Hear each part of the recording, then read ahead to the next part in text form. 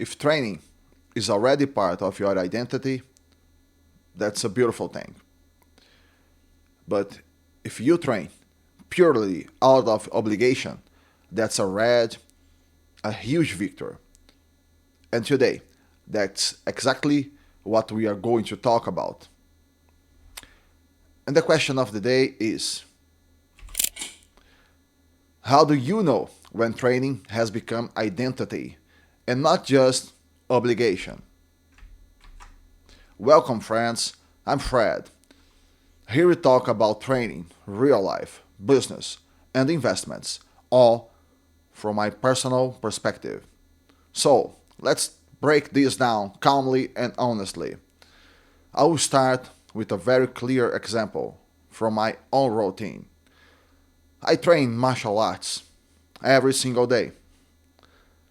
That part of my training is effortless for me.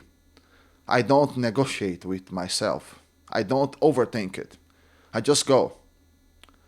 I've been training since I was 8 years old. So at this point, martial arts are pure identity. Zero stress, zero friction.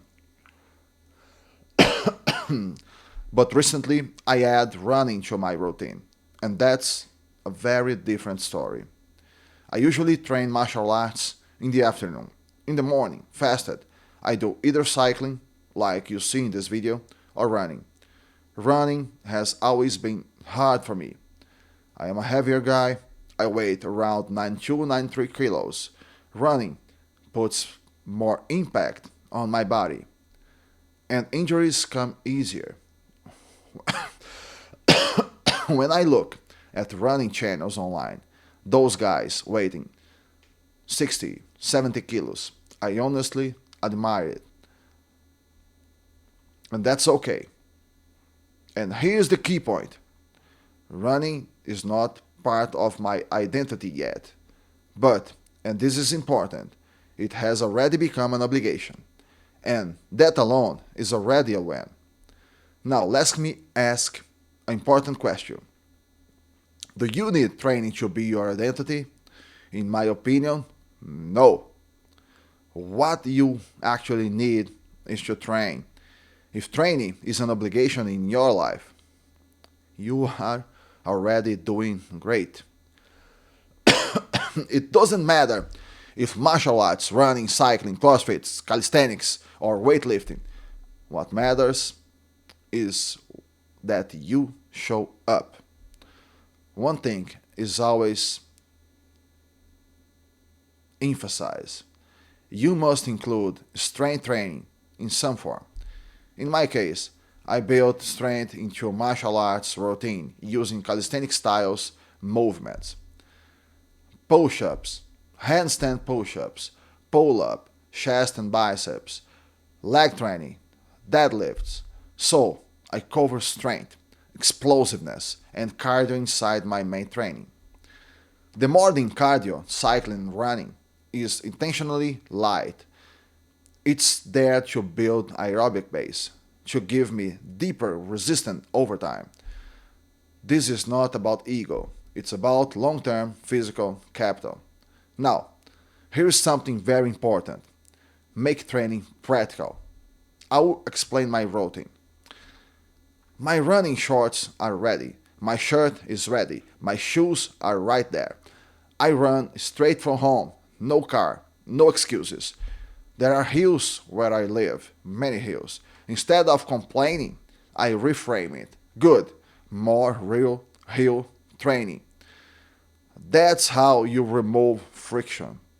One thing I notice a lot, especially with running, is social pressure.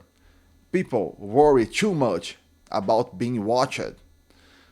That's a very Brazilian thing, honestly. People look, people judge, people comment.